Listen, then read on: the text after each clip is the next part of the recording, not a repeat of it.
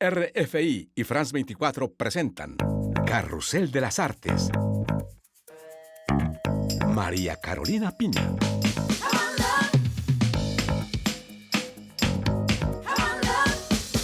Sean todos bienvenidos a este nuevo número de Carrusel de las Artes. Hoy hablaremos de un libro que ha sacudido el mundo editorial francés desde su publicación hace unas semanas. Se trata de Triste Tigre, de la escritora francesa Neige Sinon, ganadora por este texto del Premio Femina, uno de los galardones literarios más importantes de Francia.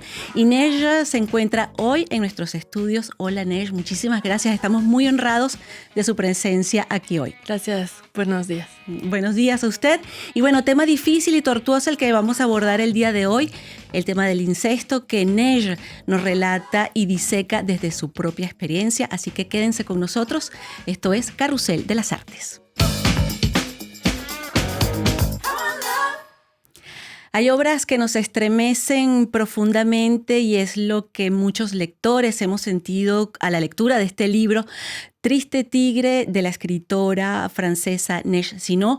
No es una novela, no es vamos a decirlo así, un diario íntimo, es quizás un objeto literario, pero que diseca esa experiencia del abuso sexual siendo niños. Y yo quería comenzar, Neige, esta plática con usted con una afirmación que se encuentra en la contraportada del libro. Usted dice que la literatura no la ha salvado, que no está salvada. Después de tantos años de reflexionar sobre lo sucedido, de esos años de abuso sexual y del trabajo que significa plasmarlo en un libro, la literatura no es una salvación.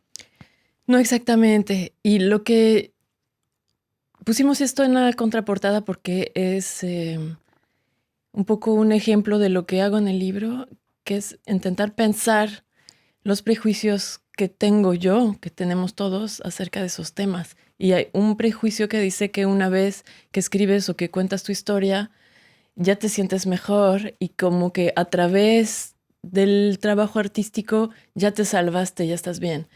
Y eso de una, pues no ha pasado para mí.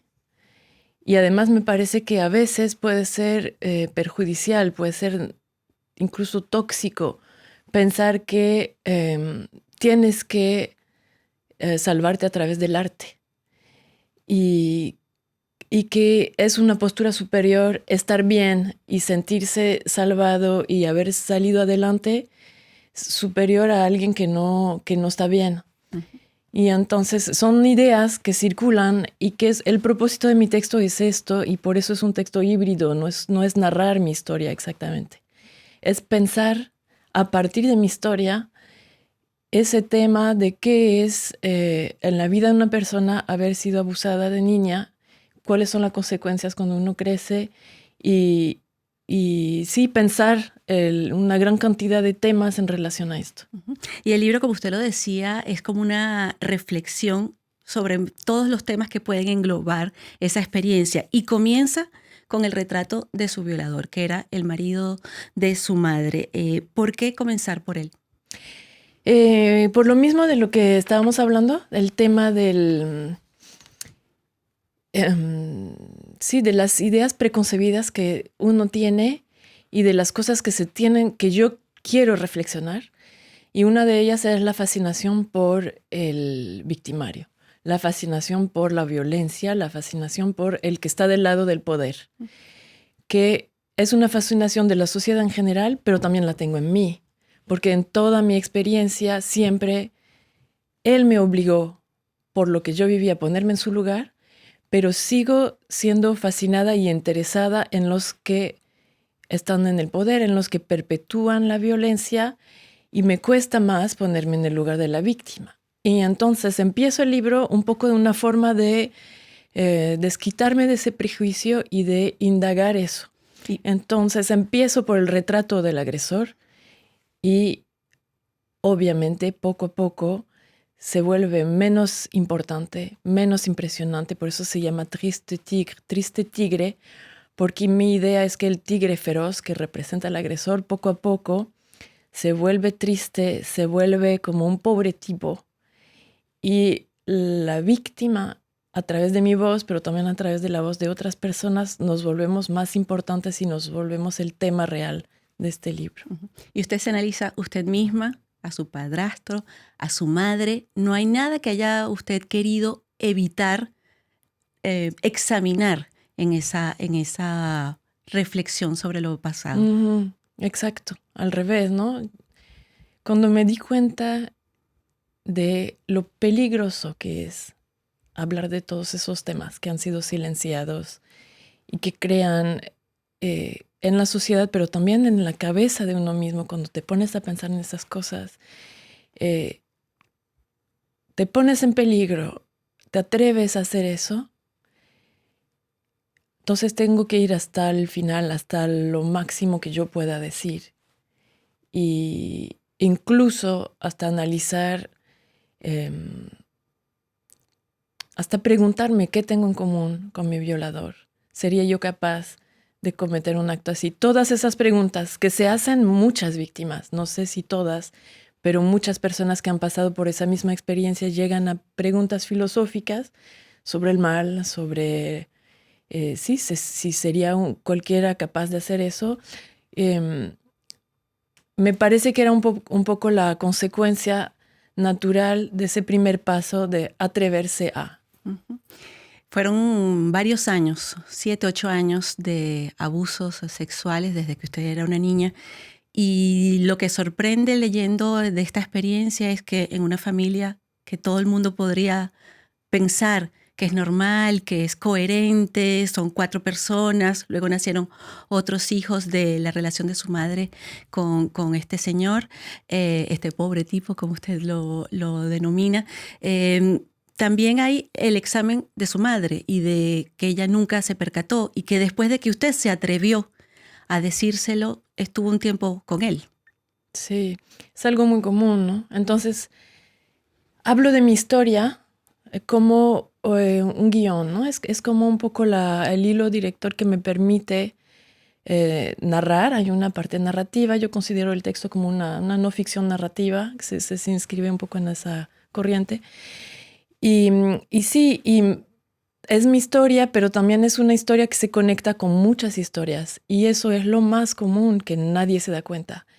Es parte de lo extraño de ese tipo de violencia, que el silencio es parte de, no es una consecuencia de la violencia, es parte de la agresión.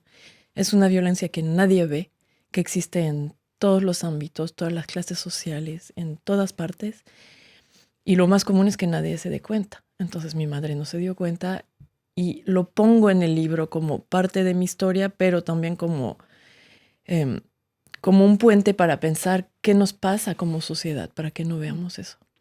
¿Qué pasó entre esos años en los que terminó la agresión hasta el momento en escribir el libro? ¿Qué pasó y cuándo fue como decían en francés, el déclic, el impulso para escribir? Siempre escribí un poco sobre eso, pero bajo la forma de ficción. En mis otras novelas, mis cuentos, mi trabajo ha sido un tema importante, el maltrato, el abuso, las situaciones de violaciones, pero me costó mucho trabajo tomar la decisión de escribirlo en primera persona y asumirlo como mi historia. Y eso ha sido un proceso muy extraño que me ha costado, yo creo, 25 años para decidir, tomar esa decisión de decir, lo voy a contar como mi historia personal. Cuando descubrí esa forma de la no ficción que me permite a la vez narrar y a la vez pensar y a la vez llamar en el libro citas, otros libros, programas de radio, cosas que he escuchado, cuando encontré esa forma que hace que no es solo mi historia personal, pero también un ensayo de algún modo, eso me permitió salir de esa sensación de estar encerrada en lo íntimo, que eso me prohibía, no me dejaba atreverme a usar la primera persona. Uh-huh. Y sí, eso fue un proceso largo pero cuando me di cuenta que sí iba a ser posible, no fue un esfuerzo. Es algo que me ha salido con mucho entusiasmo. Esa forma, esa posibilidad de usar todas las herramientas que yo he trabajado en todos esos años, en mis textos de ficción, en mi trabajo académico, en un texto que era diferente, eso me ha dado una libertad enorme y yo creo que hace que el texto, a pesar de ser muy oscuro y de tratar de un tema que es gravísimo y de actualidad y terrible, a la lectura sientes algo diferente. Sientes, yo creo que sí, esa energía que a mí me permitió ese atrevimiento y esa forma de escribir, yo creo que se siente al leer. Y es lo que le han celebrado muchos críticos desde la publicación de este libro. Y sin embargo, en el momento en que lo tuvo listo, muchos editores lo rechazaron. También por lo mismo, ¿no? Por lo difícil del tema. ¿Eso lo sintió usted? ¿Cómo lo vivió? Los rechazos por el tema me sorprendieron un poco. Pero bueno, el libro tiene también ese aspecto que no es una novela, no es un ensayo, es un texto híbrido. Eso hizo que también fue difícil para los editores encajarlo en unas colecciones. Pero sí, yo entiendo que es difícil hablar de esos temas y por eso es una sorpresa tener tanto interés de parte del público. Y quisiera terminar esta entrevista con una cita de su libro. Usted dice: somos numerosas y numerosos cada año.